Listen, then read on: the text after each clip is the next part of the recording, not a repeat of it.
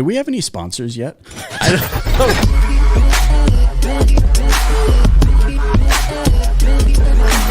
This is Auto Collabs. That's the best way to start an episode. We're keeping this episode rolling. Yes, that's perfect. Because we have not even talked about sponsorship of the show ever. Does the Dealer Playbook have sponsorship? No. Man, did your wife just text you to ask me that? Yeah. What are you getting for that trip to Philly?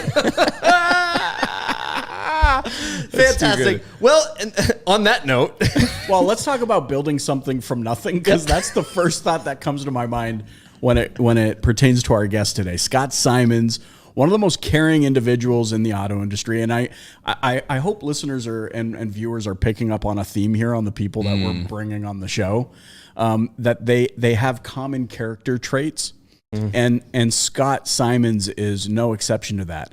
But this whole idea of starting from nothing, he thinks this is hilarious. I thought you were going to say people of substance. There's an inside joke. You'll have to watch it. I'm past so sorry. episodes. I'm so sorry. No, but he always impresses me because he is the American dream. Yeah, he really is. Yeah. Right? Like, started from nothing. Had a very impoverished upbringing, a very rough upbringing, puts himself through school, gets a degree. His brother, I don't know if many know this, his brother, I think, is a surgeon in Texas, put himself through school. Like, they came from nothing and proved that with determination, focus, vision, like all the things you read about in the books, you can absolutely achieve the life of your dreams. And now seeing him, like, it's guys like him and the other individuals that we've had on the show that paint a very clear picture for me of what success actually looks like. Oh, man. It's not bling, bling, bling, stacks on stacks. It's once they achieve a level, they desire nothing more than to have others join them at that level. They do. I got to see it firsthand in this way that when he was around his people, there was this genuine, it's like a responsibility. Yes. It was like a dad. It was like, no, you're under this wing and you're under this wing, right. and you better come on in close. And then I could imagine, like, if anybody tried to talk about one of his people in one of his stores, right? You'd see all the guns come out, right? You'd be like, so I got this rock right back Literally here. and figuratively. And it's in every facet of his life. It's not just business. It's not just school. He'll tell you his story, and I'm sure we'll hear a little bit about it. But, like, he was like, I'm overweight and I'm out of shape and this is disgusting. And he snapped himself into the gear, and the guy's just, he exercises, he takes care of himself. And to me, that always impresses me, because those are the harder things. And he'll say it too. He'll be like, I'm not doing this so I can be on Instagram. He's like, I hate it. I hate eating healthy. Right. I hate exercising, but I'm doing it because people depend on me and I need to be in good shape. Literally, back to your point, to take care of them. Yeah. You know, the other thing that strikes me about Scott, and this is actually really tied in with ASOTU, because many of you, if you're listening, know that he is an investor in ASOTU, one of our dealer investors. But you know, I think Scott knew both of us kind of from Clubhouse from a distance, but you got the opportunity to go on Glenn's Clubhouse show and just share what we were doing with Automotive State of the Union. And he also doesn't mince actions or words. Right. He heard something that he believed in, took quick action on it, connected, and now, you know, it like this, he's consistently encouraging us and feeding back and giving, and there's no shortage of like intentionality around everything that he does. That's right. So we know you're going to love him if you haven't met him already. We hope you enjoy this interview with Scott Simons. Scott, thank you so much for spending some time with us. I've been looking forward to this one, just because of your personality. I never know what's going to come out of you, right? Because you tell it like it is, right? Yeah. But also, like, the real world experience is always something that I know people bring a lot of value for. So thanks for being here with us today. Hey guys, thanks for having me on. And you know, I need a black hat and a beard. We can handle the hat. We can get you the hat. Yeah, I've got the hat. I should have wore it today. Obviously, I know you have a hat. I mean, y'all got the best swag. I mean, out there. I mean, no one can even compare. I have one right here. Do you have it, Paul? Are we gonna? And this is the first time that anyone has seen this. Are you ready for this? Okay, so we always try to level up with swag, and so this year for ASOTUCon, the only way you can get one of these is by being there. It's legit. Whoa. So legit. I love it. I love got it. this. That's awesome. We got this.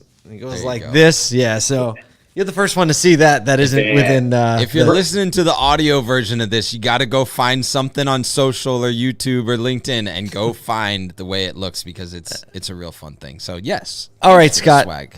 That's so good. All right, so we've been asking this question to a lot of people, and I think it's a very valid one because you understand more about the person and what they're doing if you understand where they came from. So, how did you find your way into the automotive industry? How did that even happen?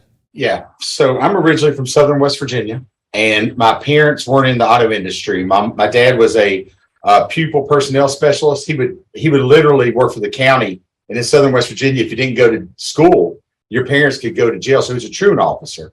My mom worked in she was a lab supervisor, and we were very conservative, kind of lower. There we were at was a lower income area. And I remember one day I saw a guy with really nice clothes driving a really nice car, and I said, "What's that guy do?" And they're like, "He sells cars." And I'm like, "Damn, I'd like to drive a nice car like that or wear nice clothes like that." Okay. So then they're like, then I started finding out that to enter the auto industry, pretty much anybody can enter and anybody could go sell cars. So I said, "Damn, that sounds like me." So anyway, I went to college, got my master's degree, said I'd like to own a car dealership one day. And I said, Wait, so you went to college with the intention of owning a dealership? That I've always had a goal of, at one point, maybe I had a dream of being a sports agent. And then I saw how much school that takes, and law school was not me. You'd So be an awesome sports agent. You though. would be a great sports agent. That's no joke. So I think I went and got my master's degree, was supposed to go to law school. I finished 6 years of school in 4. So I got my undergrad in 2.5 years, got my MBA in 1.5 years. And then said, "I'm going to sell cars." And my dad said, "Why did you go to school?" After all that, He went. He's like, what is wrong with you? And, actually said, this is dumb. And I said, "Well, Dad, if I'm ever going to, own a car dealership, I need to go sell cars. Like, I don't get to go own a car dealership because I got a master's degree." So I started at Saturn of Richmond for a guy named Huddy Hyman and Johnny Cates. And they kind of looked at me and they were like, "You want to sell cars?" Yeah. I got made fun of by some people I graduated with. They're like, "You're going to go sell cars?" Yeah. So Johnny, I said, "I'd like to own a car dealership one day." And both the guys laughed at me. They literally laughed at me. They said, "Well, does your parents own a car dealership?" I'm like, "No." "Do you have any money?" "No." "Boy," I think exactly what they said. "Boy, we'll see what you got." And that's when I started working for Saturn. you're like, "I'll show you then." Yeah. I said, "Hey, give me an opportunity." So I was in sales, short amount of time, went into finance director to general manager, wasn't ever a sales manager, GSM, general manager to managing partner. So I was a general manager. So I've been here for 11 years, 19 years ago, 49, 28, 29 was a GM. Wow. Yeah. That's I just love the story where you're like, "We're going to do this college thing, but it's really just a facade. I'm going to go over here and own a dealership." Everybody cool with that? I was never a good test taker. And if you check my intelligence, I'd never score high on any of those. I just got a lot of hustle and was blessed with a lot of common sense. But I didn't test well. Like even my SATs, I don't think I cracked 1,000. The LSAT I didn't score well. The GMAT I didn't score well on. And a lot of times through college, I even just memorized stuff. I just literally through MBA, I memorized, which I just wanted to prove that I could do it. And, no one could ever take it away from you. There's a lot of life experiences you get in college that I needed. Definitely. My roommate when I got my master's degree was from Sri Lanka, which is a little island off India. So I taught him how to shoot pool and drink beer, and he taught me. He made spicy food. So it was perfect. That sounds like a crazy night. Yeah. It was A long morning. I still keep in contact with him. His name was Budi Atha Uda. And I learned a lot about culture because from being from Southern West Virginia, I didn't get to experience a whole lot of culture. So it was a good thing. Started working for Huddy. Great guy. I still stay in contact with him. Went to work for a guy named Steve Bayard as a finance director. Real good guy in Richmond. Left that market, went to Harrisonburg, Virginia for a guy named Nelson Schwartz, was there 9 years, and then teamed up with Liza Borges and Carter 11 years ago. So they bought a Honda store neighboring the Honda store I ran, and they used to come and check out our store to see how we sold so many cars in a much smaller market. And I kept in contact with them. And when they bought this store, they made me a partner. Scott was like, I'm how they sell so many cars. Yeah. So I know I said it. I want to fast forward because you said something about that you kept in contact with your original employer at that dealership. And, so we were out at your store and got to hang out, see your team and meet you. And there was this moment that I will literally never forget. We're all sitting around and we're talking a little bit about marketing, a little bit about operations. And then you're like, what we really do is we ask our people to make sure they're contacting everybody in their phone every year. And we were like, oh, that can't be that crazy difficult. Everyone's probably got a few hundred contacts in there. They go at a couple a day. And then you dropped how many contacts you have in your phone? 6,000. Good. So if I, at 365 into 6,000, if I contact 16 people a day, just touch them with a text message, that means I'll contact everybody in my phone. And that's what we teach, because that's your network. That's your circle of influence. If anybody contacts you, save their phone. And another trick is, if I go to a meeting with y'all and I connect with you, I'll say, hey, Paul, what's your cell phone? Kyle, what's your cell phone? Even before you think, you just spit it out. And then I store my contact in with everything, text it to you and say, hey, just click that and save my contact. And then I've got your cell phone. That's how I've gotten a lot of influencer cell phones. And, that's how, like, Grant Cardone did my Saturday morning sales meeting. He texts me. It's like, hey, man, what have you been up to? I said, hey, Grant, I'm doing great, bro. I said, hey, would you talk to my team this morning? He did a 15-minute sales meeting to my team. This past Saturday? This past Saturday. So Scott, there's so many conversations going on ad infinitum in automotive right now between processes and technology, specifically technology and CRMs and how everything's communicating. You seem like somebody who understands the value of doing the fundamentals and the principles, like basic groundwork on the sales game. Yep. Am I getting that right? Yeah. When everybody's going in automation, I agree it's important, but I want to build a model to where my team, I teach them how to brand, teach them how to promote themselves, teach them how to build relationships. There's some dealerships that buy every lead that's out there and they have a really good BDC and they turn and burn. And there's nothing wrong with that. I want to build relationships to where when we first started tracking a relationship sale means that Kyle brought Paul in and bought a vehicle. He brought in that lead. That we start tracking it, transactional versus relationship. And if you're transactional, we want to turn you into a relationship where you don't shop with anybody else. So when we first started tracking that, and before we started training, we were 5% relational. Now we're at 45%. So that means almost 1 out of every 2 cars we sell is generated through social media by the sales rep, not by the dealer. My goal is to get it close to 100%, not even hardly advertise at all. That's my goal.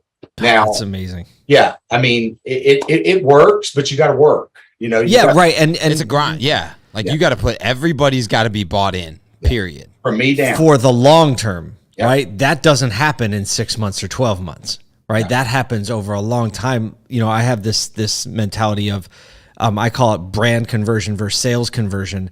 And a sales conversion equals 1 sale, ring the bell, everybody's excited. But when you make a brand conversion, it means people actually have integrated you in the way they think about things, and you just become a part of their regular flow of life. It sounds like you're saying the same thing. When you have a relationship, like a real one, right? Everyone's like, no, I want a relationship. That's not a sale. It's like, I don't know. Ask the customer if they feel like it's a relationship. This is what we train. If I'm on the sales floor, I'm going to get here at 7:15. I'm going to meet the customers coming in. I'm going to find out what my customers are coming in that morning, because most people drop off at 7:30. And then any orphans, anybody that doesn't have anybody signed to them, I'm going to make sure I say hello to them. And then I'm just going to help service, check them in, just be there. Hey, let me show you where our waiting area is. Oh, by the way, hey, Paul, I'm Scott. I noticed that the sales rep that you had is no longer here. I would like to help you. If you contact me directly, if a service department's really busy, I can squeeze you in. I'll also, Paul, nobody really likes to come sit at a car dealership. I'll go pick up your car for you, bring you a loaner the next time, and I'll bring it in for you. You'll do that for me? Of course I'll do that for you. And then you build your relationships there to build up your funnel. And then that customer's going to be loyal to me. I'm going to touch them after they leave. I'm not going to try to sell them anything. not going to try to give them a free appraisal that day. I'm just going to touch them. Next time they come in, I'm going to pick up that car. I'm going to give them a free appraisal. And then I'm going to say, hey, you don't contact them. Text me and I'll set your appointment for you. Right. Then I'm going to go out at 8 o'clock and I'm going to do a Facebook post of, hey, Scott Simon's in front of a car. Hey, I'm going to check in Facebook every single day and I'm going to make a post every single day. And people say, well, Scott, people know where you work. I know that, but I need to stay in front of them. If I got 5,000 friends on Facebook, only 15% of people see that post. So I'm going to do it every single day. I'm going to be every single day. I'm going to make that post. At 10 o'clock, I'm going to go and I'm going to find out a unique used car and I'm going to post that used car. Hey, just traded in, please contact me. It's not going to last long. It's going to be something unique about it. I'm going to tell a story. When I sell you a car, I'm going to friend you. I'm going to tag you in the post. And then if you got a trade, I'm going to post your trade. I'm going to say, hey, and I'm also going to ask you, hey, Paul, do you know anybody that's rode in your vehicle lately that would be interested in purchasing your car that ever said to you, if you ever sell this car, to let them know? Good. Boom. Yeah. Sold before it hits the lot. Let's go. We're turning cars so fast. We're not even getting, they're posting. My team is posting and selling before they're even making the websites. Wow. So, because here's what most dealerships have a struggle with. They're like, yeah, but I can't hire a marketing team because, I don't know what their ROI is. And are they going to put out enough videos? And we got a creative team. You're like, actually, I have 223 employees across 7 dealerships. And so every single one of them, every single day is making me 7 pieces of content. And I am literally the mayor of the town as a group. And then they're now, so now Paul is hurrying up and posting that car before I post it, before you post it, Kyle, because whoever posts it first, based on the amount of customers you have built up, is going to sell that car first. So now we're competing to sell that trade before someone else sells it. And then we also train, if everybody posts the used car and then everybody shares that post, then you don't have to go grab that car. You don't, because everybody's sharing. Right. And, now you can just grab it off the internet. But if you can it's just a spider web. It's a big old spider web, man. Yeah. But so you said it takes time, and we have daily worksheets. If I ask them to do it, and if I don't go back and do it myself and lead by example, and if I don't make sure they're doing that process, after a couple of days, they'll stop doing it. The good ones you'll tell once. And I know those are going to be our future leaders. They'll take what I suggest and they'll do it 10x. They'll make it creative. They'll, instead of doing a picture, they'll do Facebook Live. That's when I know I've got somebody. I've got somebody to pour into. The ones I have to remind, I know they're there just to have a job. They're not there. Yeah, trading time for money. That's it. Yeah. So we train on that. Going to put you on the spot for a second. Yes. You said Grant Cardone spoke to your sales team. Yep. On Saturday. Obviously, you and he go back a little ways. About 20 years. Oh, just 20 years. That's all. Yeah. His life was a little different 20 years ago. Yeah. I knew he was going to be. You meet people. When I met y'all too, there's something special about people, and Real recognizes that. I knew there was going to be something special about Grant. Actually, I got a funny story. I snuck him into an NADA Honda reception. He wanted to go. He's like, hey, man, all the Honda dealers are going to be at the Super Bowl party in Vegas. This was years ago. You got to say it like Grant. You were like, hey, man. Yeah. Hey, bro, can you all Honda dealers are going to be there. I need to be there too. Yeah. So, and I wanted him to meet with Eliza back then. So I actually put him on as an employee on our roster.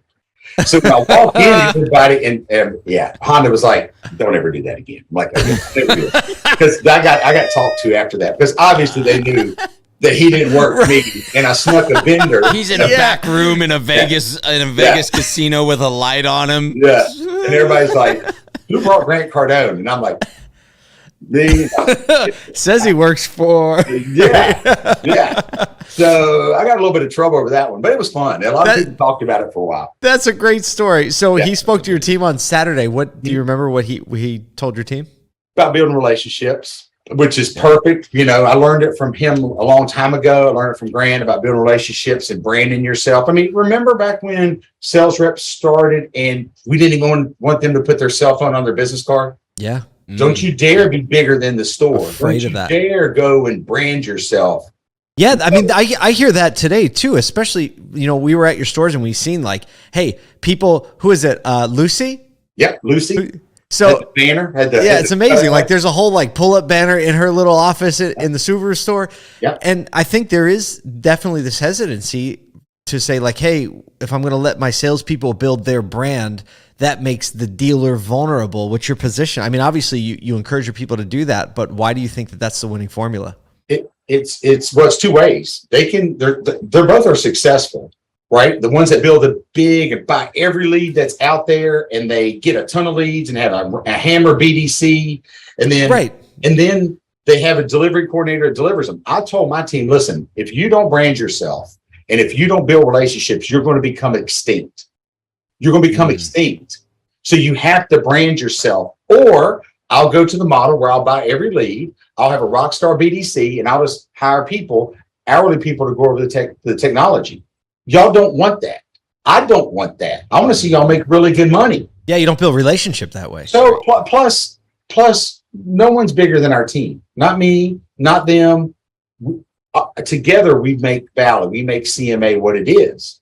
And I tell That's them a culture right there. I tell them all the time, CMA will be here and Valley will be here long after Scott Simons is gone. But my legacy is going to be the people that I train and coach and the impact they make long after I'm gone. And I just truly believe it's the right way to go. Plus, guess what? If I am selling half the cars through them and I train them and it takes their time, I maybe can spend a little bit less in advertising, or maybe reallocate it to, we call all the local high schools and gave them all money.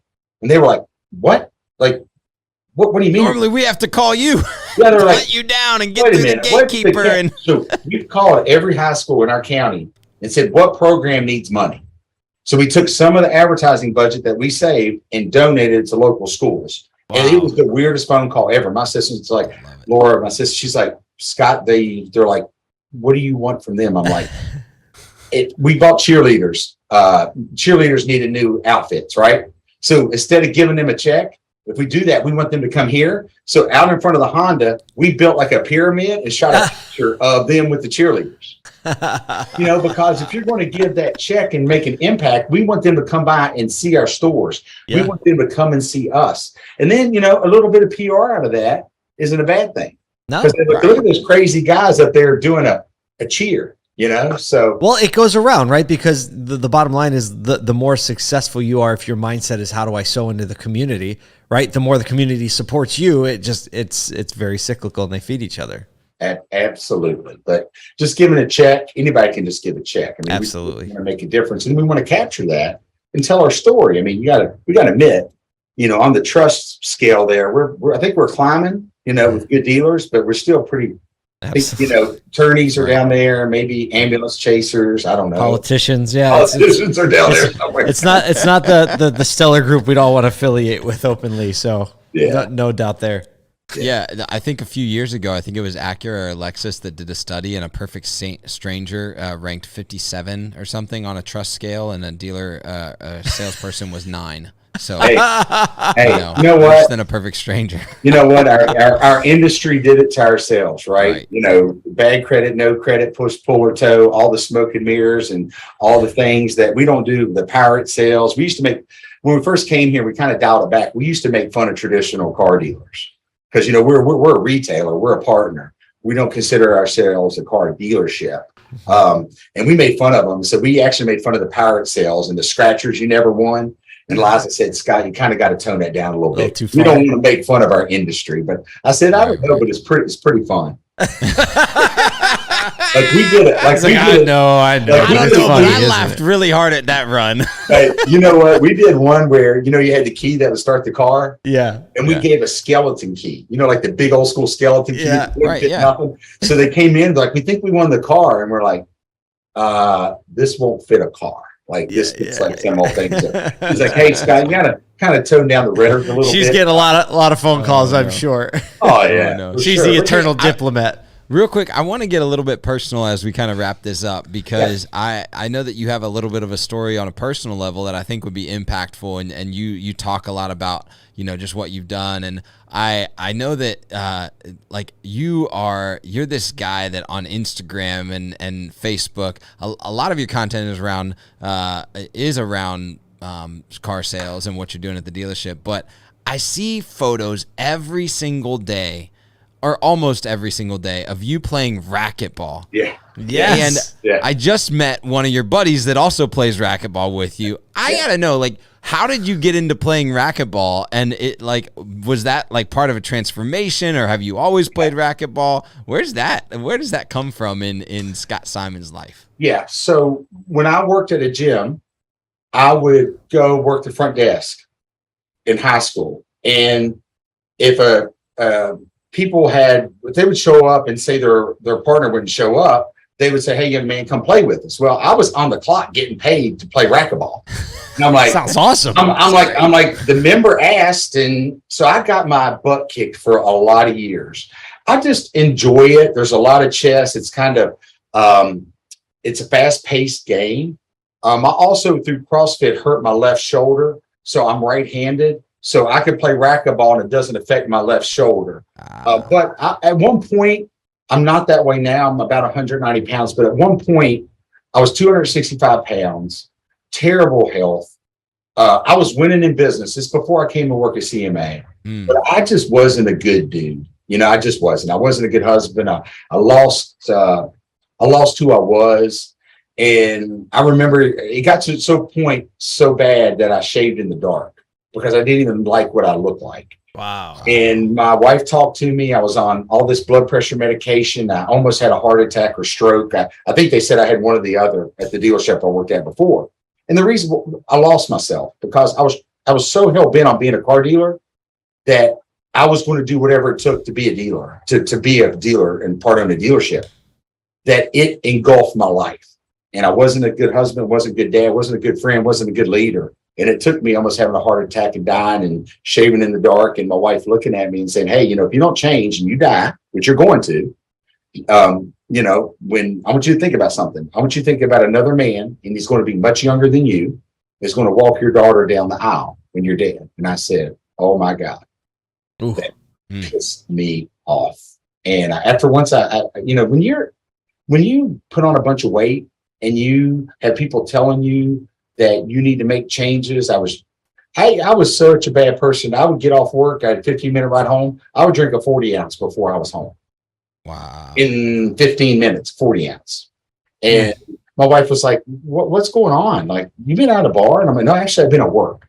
I'm like, I drank this between here and there because I just wasn't a happy person. I lost who I was. And I started working out, did 75 hard.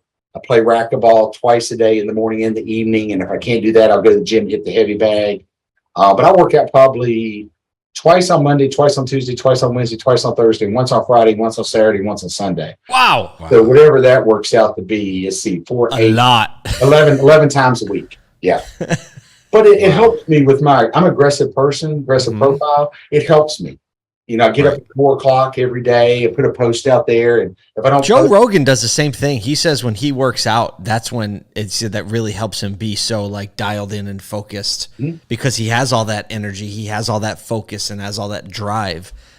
So you're among some other greats. Well, I turned 50 this year. I turned 50 in December, and I've worked really hard to get to where I'm at. And why would I want to throw all that away? Now I could die tomorrow. Any of us could, and none of us are promised tomorrow. That's But right. man, like I want to try to be the best version of me in all aspects of life, knowing I'm nowhere close.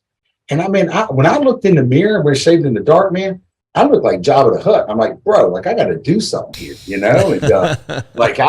I was fat. Like people say, I still could lose some weight, but they're like, I was fat. So Kyle, I had to make some changes. And I just happened to enjoy racquetball, and it's a competitive sport, and it's high velocity. So that's the reason why I play.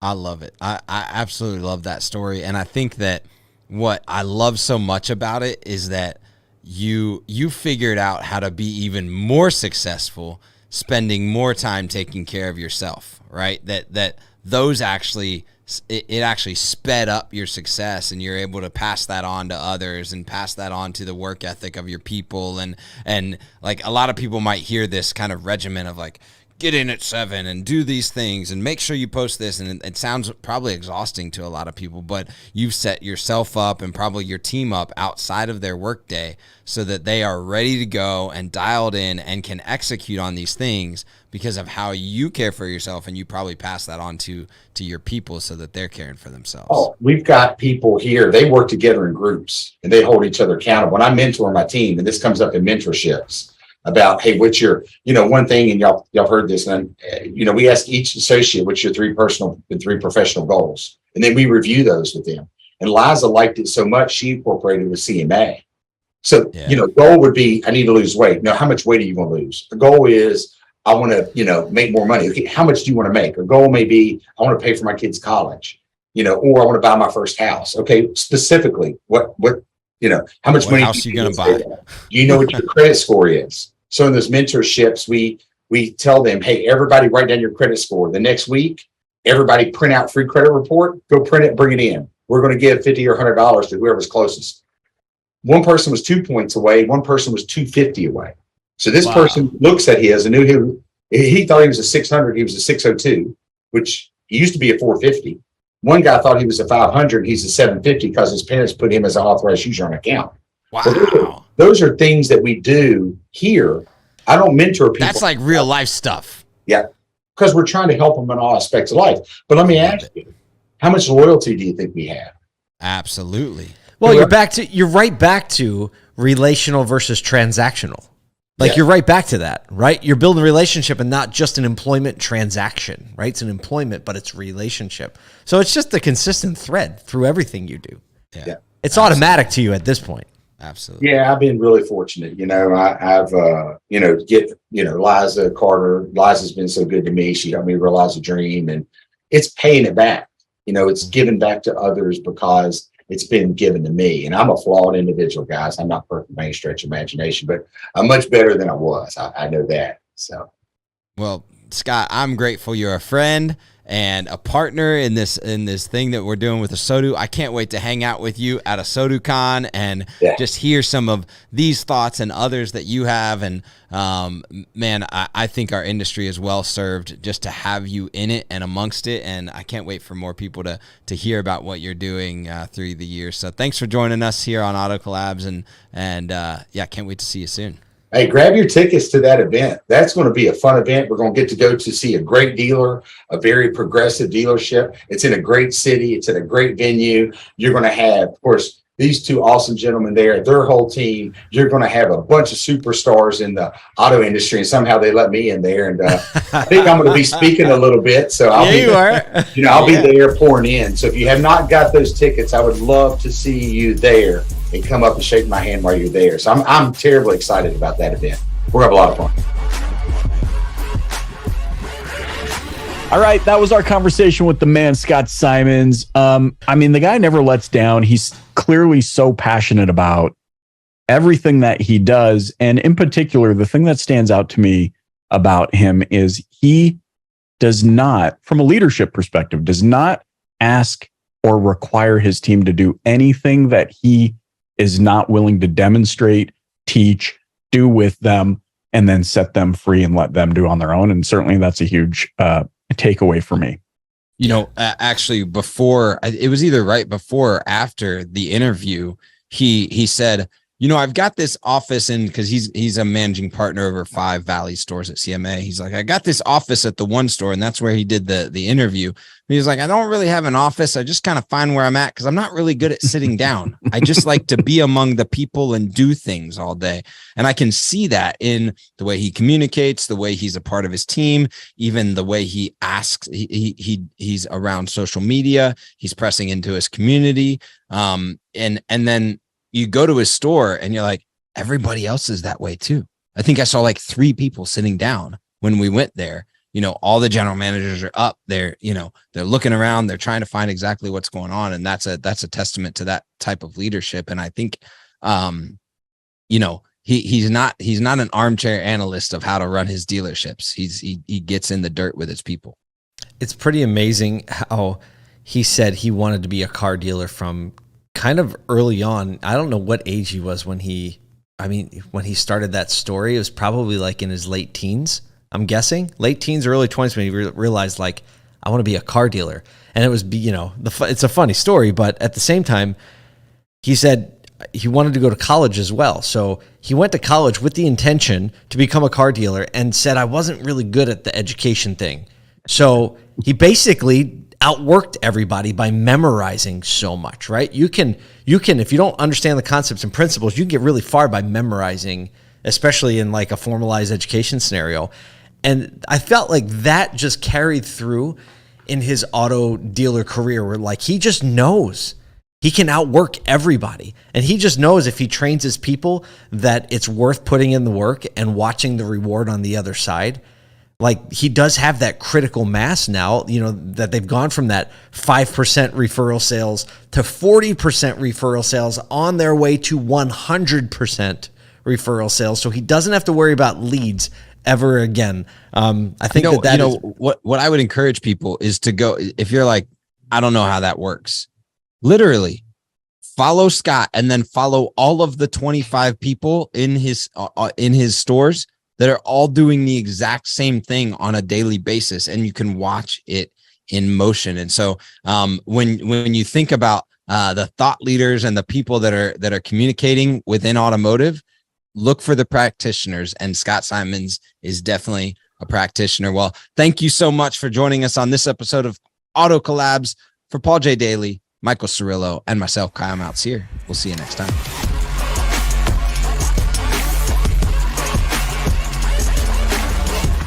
Welcome to Auto Collabs.